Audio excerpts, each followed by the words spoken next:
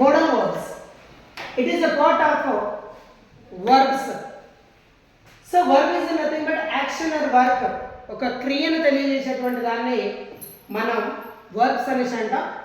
అందులో most important అయినటువంటి topic ఏంటనేసి అంటే యూసేజ్ ఆఫ్ ఆక్సిలరీ వర్బ్. ఇక్కడ మరి విచ్ ఆర్ ఆక్సిలరీ వర్బ్స్ అంటే you can see here I have given 9 auxiliary verbs here. Can, could, may, might, must, shall, should, will, would. So these are called modal verbs. So here is given just two modal verbs explanation, can and also could. ఈ రెండు మనము usage ఎక్కడ చేయాలి, ఒకవేళ can could కనుక వస్తే మనం ఏ main verb use చేయాలి అనేది it is very important word. So ఇక్కడ చూడండి, ఎప్పుడైనా కానీ మోడల్ వర్బ్స్ వచ్చినప్పుడు you should after can or could, may, might, should ఇవి వచ్చినాయి అంటే ఖచ్చితంగా that is verb agreement is V1 only. Present tense లోనే మనము వర్బ్ 1 మాత్రమే యూజ్ చేయాలి. ఎక్కడైనా వర్బ్ 2 యూజ్ చేస్తే దట్ ఈస్ 100% రాంగ్ అవుతుంది.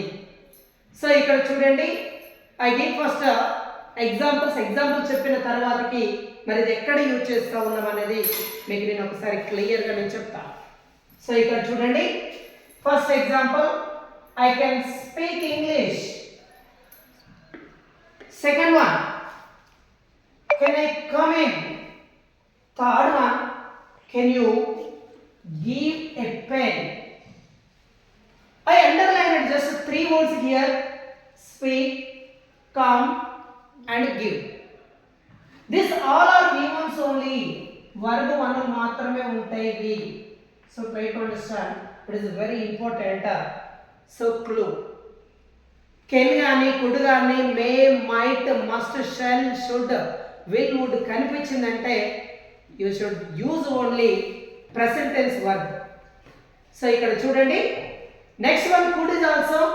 మరి ఆ కుడ్ ఎక్కడ యూజ్ చేస్తామని చెప్తాను. First of all you can listen this example.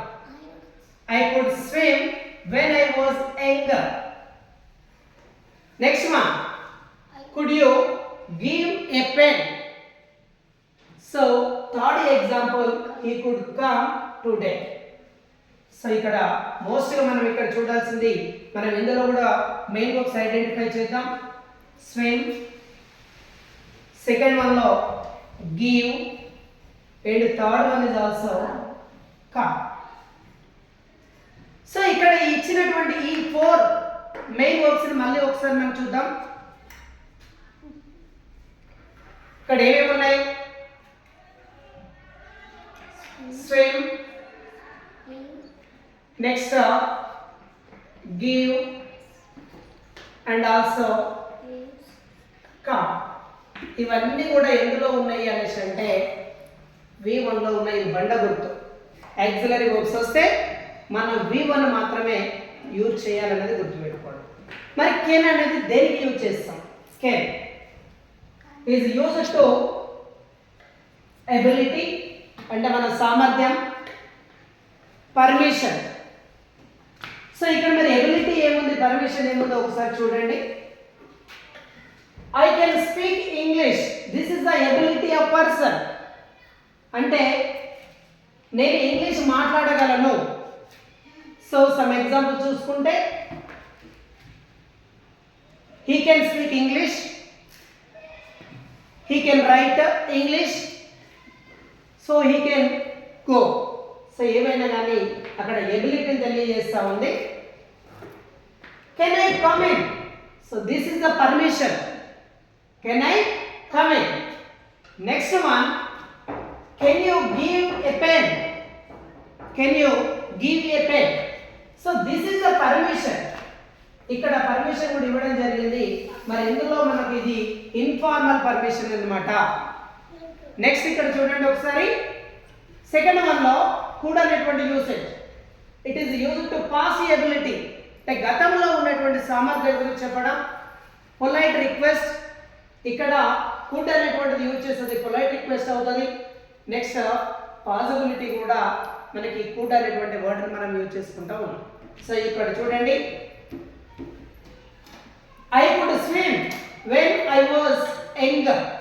I could swim ఇప్పుడు కాదండి, సో పాస్ట్ లో గతంలో నేను స్విమ్ చేయగలను ఎప్పుడు అనేసి అంటే నేను ఎంగేజ్ లో ఉన్నప్పుడు అనేటువంటి. సో పాస్ట్ గురించి ఇక్కడ పాస్ట్ ఎబిలిటీ అనేది మనకి ఇవ్వడం జరిగింది. నెక్స్ట్ ఇక్కడ చూడొచ్చు, could you give me a pen. So you can able to understand this two sentences. Can you give me a pen. Next ఇక్కడ could you give me a pen. So this is the polite request, it is the formal request, it is the informal sentence. ఇక్కడ request లేదు. So next one ఇక్కడ చూడండి, he could come today అనేసి అంటే ఇక్కడ ఏంటది possibility. So ఇక్కడ ఏంటది పాసిబిలిటీ.